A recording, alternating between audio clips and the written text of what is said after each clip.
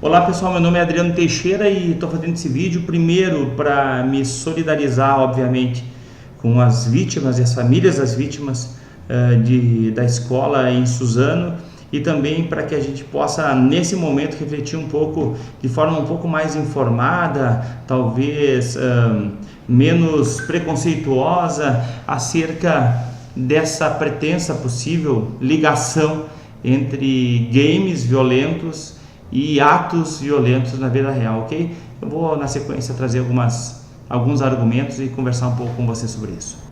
Bom, primeiro é importante frisar, deixar muito claro que esse vídeo e os elementos que eu vou trazer nessa discussão não servem porque nada serve na verdade para justificar o que aconteceu.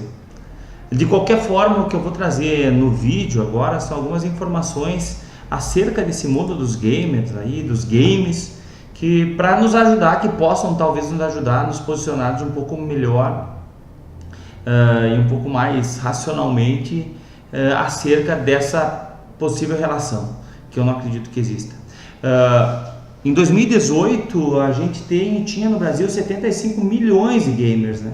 Bom, do ponto de vista científico, uma amostragem onde eu pego de 75 milhões, um grupo muito pequeno, mas muito pequeno mesmo, de pessoas, já coloca abaixo qualquer tipo de hipótese que eu tenha formulado acerca da relação entre games violentos e atos violentos.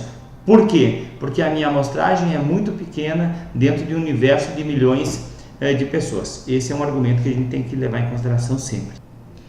Um outro elemento que é importante a gente trazer é que sempre as mídias foram vilãs, né? Tem um livro de 1954, Seduction of the Innocents, em que o tema central era: os quadrinhos vão nos tornar mais violentos, né? Então, inclusive nos Estados Unidos, os quadrinhos tinham um selo que indicava a classificação etária, né?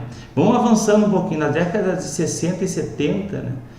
Quando nós não tínhamos nenhum tipo, principalmente nos Estados Unidos, de controle do que era veiculado na televisão, então as crianças tinham acesso direto, livre, programas violentos, né? Ou inapropriados para a idade deles, né? Se a gente vier um pouquinho mais para frente, então vamos pegar, eu tenho 46 anos, quando eu era criança, né? E se a gente analisar com um pouco mais de cuidado, a gente vai verificar que, por exemplo, desenhos como Pernalonga, Papaléguas, Tom e Jerry eram absolutamente violentos, né? Então incitavam também a violência de um sobre outro.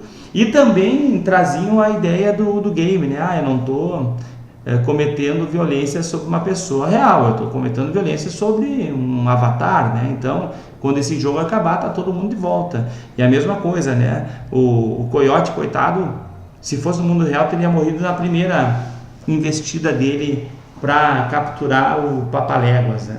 Porque de fato eram violentos. E se a gente pensar, por exemplo, também na minha infância, né, os Trapalhões, né, que eu adoro até hoje, né? Não era uma violência muito acentuada, mas tinham também atos que poderiam ser classificados como atos com uma certa violência. E a gente via aos domingos, né? Os Trapalhões, a gente esperava para isso, nós, crianças e os pais. Portanto, a questão da violência, ela sempre acompanhou a mídia, a mídia foi protagonista de discussões do ponto de vista do quanto ela incita atos inapropriados em crianças ou em adultos, e os jogos, os games de computador estão seguindo a tendência que a gente já estava identificando, já havia identificado, obviamente, com as outras mídias. Um outro elemento importante para a gente trazer, e obviamente que esse tem lógica, tem sentido, né? Que é sobre o tempo de exposição, o tempo de exposição que nós ficamos frente a um jogo, frente à televisão ou fazendo qualquer tipo de atividade, né? É um tempo de exposição muito alargado, né? Um tempo muito grande, nos coloca em contato com uma mensagem que tem um teor violento ou não, e com isso eu acabo banalizando aquele ato, né? Banalizando aquele estímulo, ou seja, Se eu tenho muita exposição a qualquer tipo de material com um caráter, um cunho mais violento, eu acabo banalizando aquilo vai se tornando cada vez mais comum para mim. Então são alguns elementos importantes que de fato devem ser levados em consideração. Se eu, como criança principalmente, sou exposto de forma compulsória ou voluntária a uma situação em que eu tenho contato e acesso a conteúdo violento, aquela violência começa a ser banalizada e fazer parte do meu repertório existencial, né, de coisas que eu aceito e que eu conheço. Só que a gente tem que lembrar que a violência não vem só dos games, né? Ela vem da violência doméstica, da violência policial, da violência simbólica, do bullying, dos filmes, dos telejornais. Alguns telejornais, se a gente pudesse espremer a tela, sem dúvida alguma correria sangue. Então nós temos que relativizar a informação de que os games são os únicos espaços que nos dão acesso a conteúdo violento. Até porque não são todas as pessoas que jogam, não é mesmo?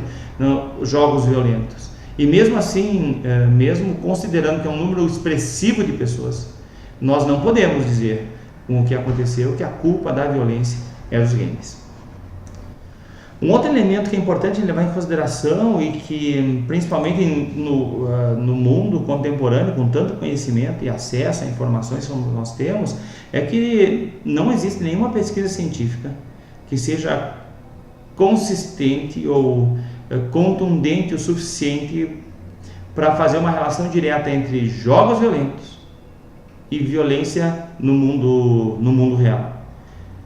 Mas existem pesquisas sim que apontam e que comprovam que crianças são mais suscetíveis a estímulos do que adultos.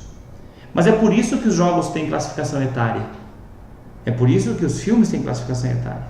E é por isso que você pai, você mãe, você escola, você loja de games, não importa, precisa levar em consideração a classificação etária. Porque sim, um jogo violento ou um estímulo de qualquer natureza, uma criança tem muito mais eficiência do que com um adulto. Então, se esses jogos têm classificação etária, a gente precisa sim respeitá-la. E tem uma outra coisinha, é que se de um lado não existem pesquisas que comprovam que existe uma relação direta entre games violentos, gamers de jogos violentos, com atos violentos no mundo analógico, no mundo real, por outro lado, existem pesquisas que comprovam que o ato violento ele é fruto de distúrbios psicológicos pré-existentes. Ou seja, eu já trago em mim alguma experiência, alguma frustração, algum sentimento que quando tratado, quando solto, quando não tratado, quando não reconhecido, em algum momento ele pode culminar num ato violento.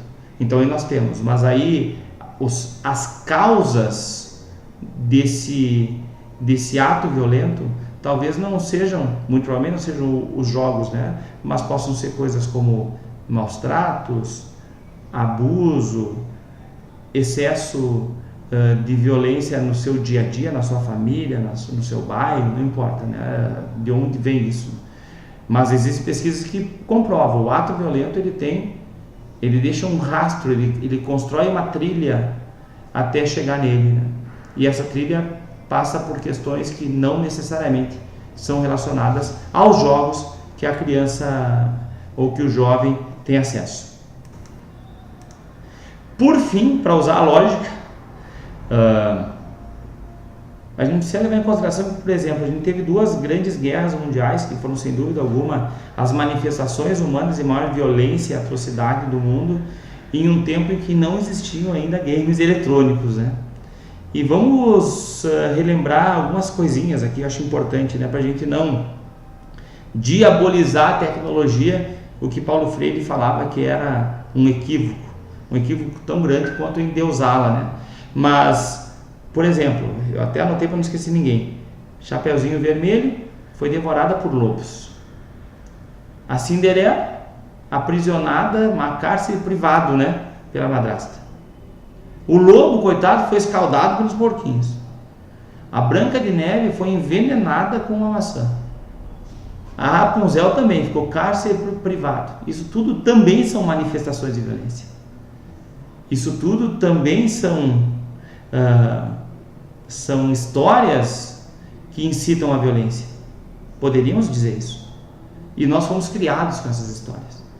Portanto, a minha mensagem final para que a gente possa conversar é que não necessariamente, ou melhor, é um equívoco relacionar diretamente os jogos digitais violentos com atos violentos, porque tem uma infinidade de variáveis nesse caminho entre jogar e praticar o ato, que são tão ou mais importantes do que o fato de que um determinado jovem que cometeu um ato violento tenha o feito em função dos jogos, ok? É uma conversa inicial para que a gente possa pensar acerca do potencial da tecnologia, sempre nos fazer melhores e não buscar atribuir a ela as nossas incapacidades em formar um ser humano completo, um ser humano equilibrado e que tenha como missão maior na sua vida impactar positivamente o mundo, tá bom? De novo, me sinto absolutamente entristecido com o que aconteceu em Suzano, mas me mantenho firme na convicção de que a tecnologia tem um potencial de nos fazer melhores, ok? Vida longa e próspera.